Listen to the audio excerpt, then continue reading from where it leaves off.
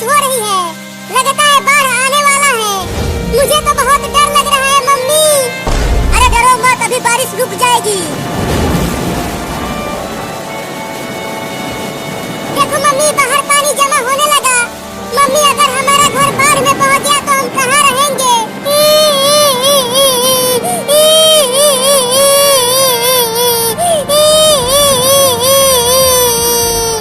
अरे रो मत बेटा, अभी बारिश रुक जाएगी और उसके बाद धूप होगी तो ये सारा पानी सूख जाएगा।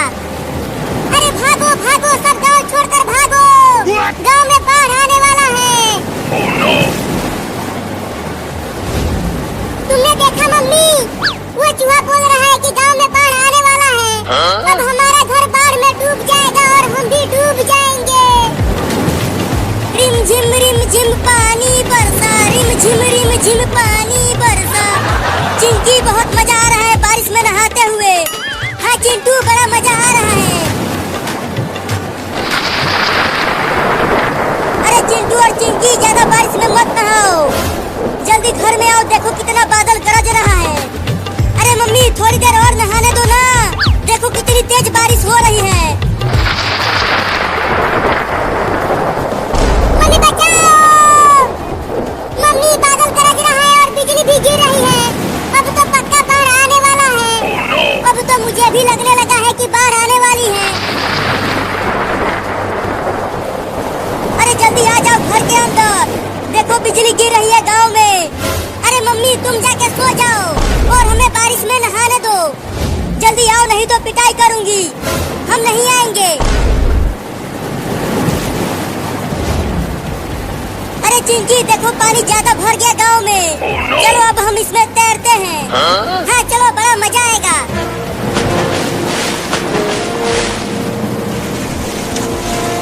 अरे ये तो ज्यादा पानी भर गया गांव में।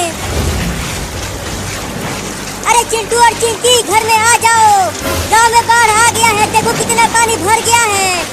अरे मम्मी, तुम भी आ जाओ, देखो कितना मजा आ रहा है पानी में तैरते हुए।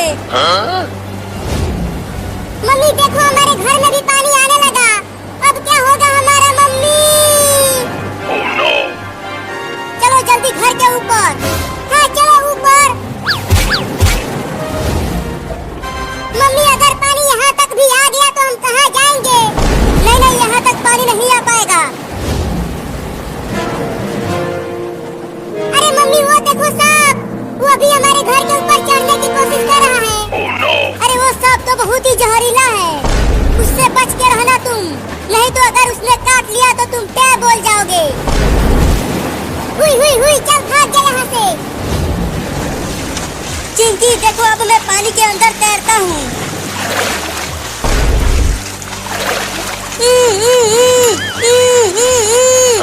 चिंटू के मुंह में मछली घुस गई।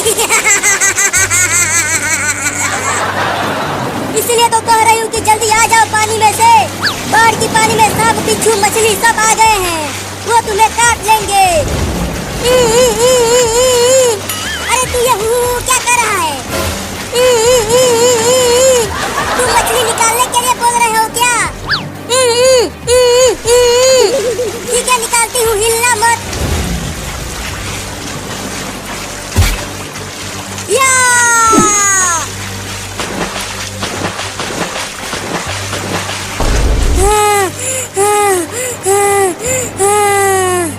अरे दादा, पानी में मछलियाँ भी आ गई हैं। अरे चिंकी, तुम हिलना मत, देखो तुम्हारे ऊपर केकड़ा चढ़ गया। क्या?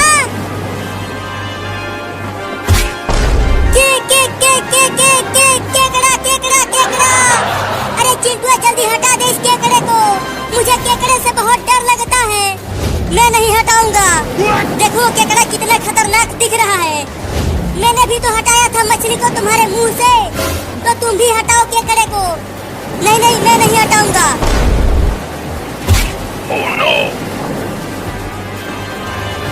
अरे तुम दोनों अभी तक बाढ़ की पानी में नहा रहे हो, जल्दी आ जाओ घर में। हाँ आता हूँ। अरे चिंकी, तू भी तो आ घर में। मैं नहीं आ सकती, मेरे ऊपर केकड़ा चढ़ गया है। अगर मैं हिली तो ये मुझे काट लेगा।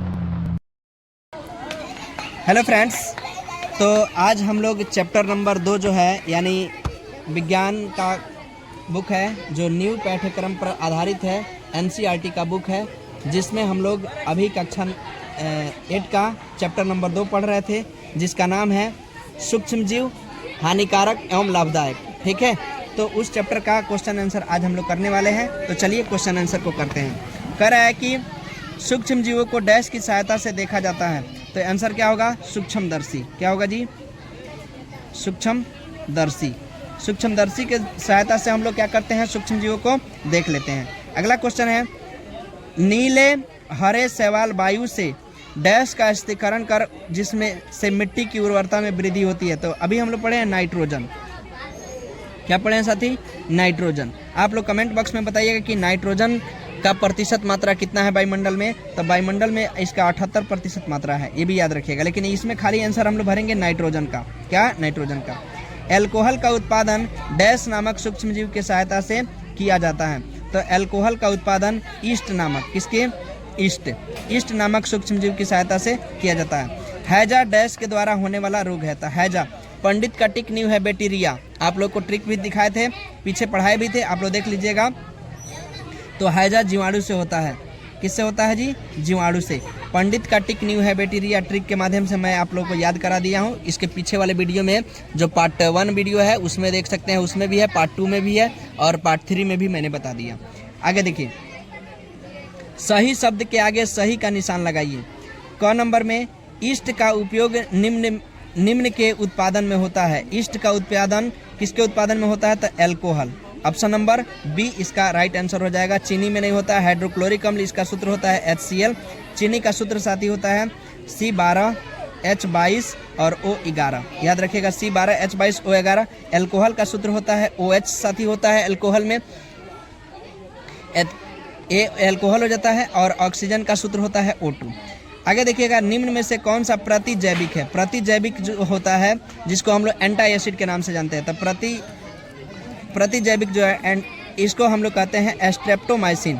स्ट्रेप्टोमाइसिन और भी है, स्ट्रेप्टोमाइसिन है, उसके बाद टेट्रासाइक्लिन है, यहीं पे लिख देता हूँ, टेट्रासाइक्लिन साइक्लिन भी है। उसके बाद एक और रसायन का नाम होता है, इसको एरिथ्रोमाइसिन बोलते हैं। क्या बोलते हैं? एरिथ्रोमाइसिन। ये भी क्या है? प्रतिजैविक है। तो प्रतिजैविक में आएगा स्ट्रेप्टोमाइसिन, टेट्रासाइक्लिन और एरिथ्रोमाइसिन, ये भी याद रखिएगा। सोडियम बाइकार्बोनेट साथी ये होता है खाने वाला सोडा। क्या होता है? खाने वाला सोडा, जिसको हम लोग कहते हैं सोडियम बाइकार्बोनेट, जिसका नाम होता है सोडियम हाइड्रोजन कार्बोनेट यानी NaHCO3। NaHCO3 साथी मैं जो बोल रहा हूँ अगर दिखाई नहीं देता होगा तो लिख लीजिएगा। सोडियम बाइकार्बोनेट खाने वाला सोडा है जिसका सूत्र होता है NaHCO3। NaHCO3। आगे देखिएगा, एल्कोहल है, मैं तो एल्कोहल के बारे में बताया था। एथिल एल्कोहल का सूत्र होता है C2H5OH जो होता है। एथेनॉल का सूत्र भी होता है। और ईस्ट तो मैंने बताया कि एल्कोहल के उत्पादन में ईस्ट नामक सूक्ष्मजीव का सहायता लिया जाता है।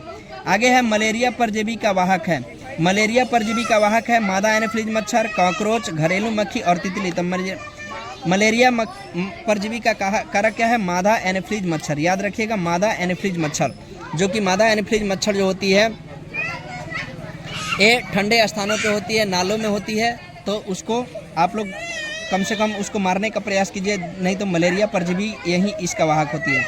कॉकरोच जो होता है, कॉकरोच में जो होते हैं, इसमें कॉकरोच के बारे में बता दूं, कॉकरोच का श्वसन अंग क्या होता है? तो ट्रैकिया होता है साथी। क्या होता है? ट्रैकिया। कॉकरोच का श्वसन अंग क्या होता है? यानी तिलचट्टा जो होता है इसका श्वसन अंग क्या होता है? ट्रैकिया होता है। ठीक है, याद रखिएगा। चलिए, उसके बाद एक घरेलू मक्खी या तितली। घरेलू मक्खी भी क्या होती है? बहुत बड़ा रोग का कारक भी बनती है। आगे हम लोग सवाल में पढ़ेंगे। कह रहा है कि संचरणीय रोगों का सबसे प्रमुख कारण क्या है? तो यही घरेलू मक्खी है साथी, जो संचरण एक व्यक्ति से दूसरे व्यक्ति में फैलाने का वाहक जो होती है, एक घरेलू मक्खी होती है। कभी कभी देखिएगा गंदे पे भी बैठती है और गंदगी से जाकर के कहाँ बैठ जाती है? गंदगी से जाकर के फिर आपको सही जो भोजन वगैरह रखा रहता है, कपड़ा रहता है, वहाँ पे भी बैठ जाती है। इसका मतलब है कि घरेलू मक्खी हमले के लिए संचरणीय रोग का वाहक है। फिर उसके बाद दिया है यहाँ पे चिट्टी दिया है, तो चिट्टी के डंक में कौन सा अम्ल पाया जाता है? चिट्टी के डंक में कौन सा अम्ल पाया जाता है? कौन सा अम्ल? एसिटिक अम्ल। चिट्टी के डंक में कौन सा होता है? एसिटिक अम्ल। उसको क्यों रुला दिए भाई? खड़ा करा दो, चुप। साथी, चिट्टी के डंक में एसिटिक अम्ल नहीं होता है, यहाँ पे चिट्टी के डंक में फॉर्मिक अम्ल होता है। कौन सा अम्ल होता है? फॉर्मिक अम्ल होता है। और एसिटिक अम्ल किस में होता है? तो एसिटिक अम्ल सिरका में होता है। साथी, किस में होता है? सिरका में कौन सा अम्ल पाया जाता है? तो एसिटिक अम्ल। और चिट्टी के डंक में फॉर्मिक अम्ल पाया जाता है। ठीक है, आगे देखिएगा, कह रहा है कि ब्रेड अथवा इडली फूल जाती है, इसका कारण क्या है? ब्रेड अथवा इडली फूल जाती है, उष्णता, गर्मी नहीं है, पसीना भी नहीं है, ईस्ट कोशिकाओं में वृद्धि है। जब हम लोग आटे को या गूंथ करके उसको छोड़ देते हैं, उसमें बेकिंग सोडा मिला करके, तो उसमें क्या होता है? जीवाणुओं की संख्या बढ़ जाती है, जिसके कारण ये इडली और डोसा फूल जाती हैं, तो ईस्ट कोशिकाओं की वृद्धि के कारण। ठीक है, आगे देखिएगा, चीनी के अल्कोहल में परिवर्तन करने में का प्रक्रम है। चीनी का अल्कोहल में परिवर्तन करने का प्रक्रम क्या कहलाता है? किण्वन प्रक्रम कहलाता है। बता दें कि किण्वन प्रक्रम का खोज किया था लुई पास्चर। कौन? Louis Pasteur. लुई पास्चर ने किण्वन प्रक्रिया का खोज किया था 1857 ईस्वी में। साथी, याद रखिएगा, 1857 में लुई पास्चर ने किण्वन प्रक्रिया का खोज किया था। और आप ही को बता दें कि लुई पास्चर साहब ने किस चीज़ का खोज किया था? तो लुई पास्चर साहब ने ये जो हम लोग अभी पढ़े थे, पौष्टिकरण। किस चीज़ का? पौष्टिकरण।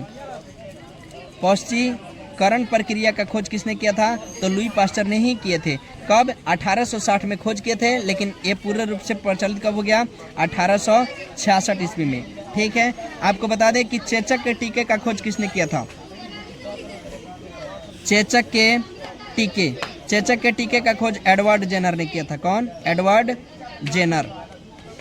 एडवर्ड जेनर साहब ने किए थे 1798 ईस्वी में। 1798 ईस्वी में एडवर्ड जेनर साहब ने चेचक के टीके के खोज किए थे। उसके बाद पेनिसिलिन का खोज किसने किया था? पेनिसिलिन का खोज किसने किया था? तो अलेक्जेंडर फ्लेमिंग